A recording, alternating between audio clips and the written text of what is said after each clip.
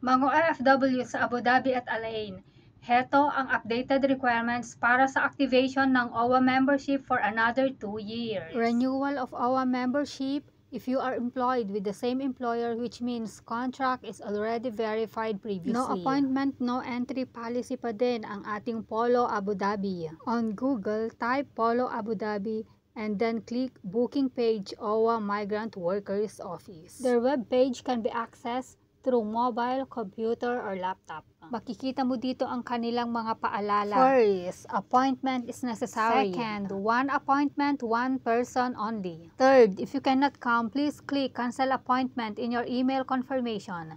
If you just want to change your appointment, please click reschedule. This will free up the appointment slot and become available for other applicants. Fourth, we accept walk-ins with confirmed flight tickets within 3 days before the flight. Please present the ticket copy at the security.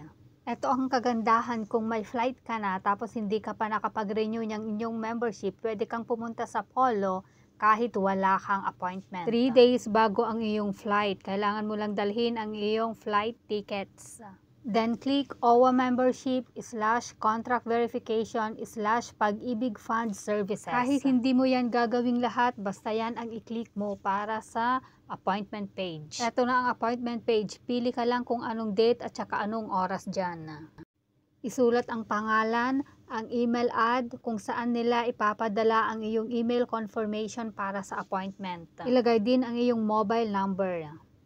At dito sa page na ito, pipiliin mo kung ano ang gagawin mo sa Polo Abu Dhabi. Pwedeng contract verification lang, pwedeng OWA membership lang, o kaya pwedeng contract verification at OWA membership yung pangatlong choice. Then click the box that you have confirmed that all the details you provided are true and correct. Tick mark kung kumpleto ba ang iyong mga dokumento. Do you have 2 copies of each document, 3 copies of visa, Emirates ID, and passport? Click mo lang ang yes. Ang tinutukoy ng 2 copies of each document ay kontrata. Click mo ito kung pumapayag ka na matatanggal lahat ng appointments mo kapag ikaw ay nag-book ng higit sa isang appointment.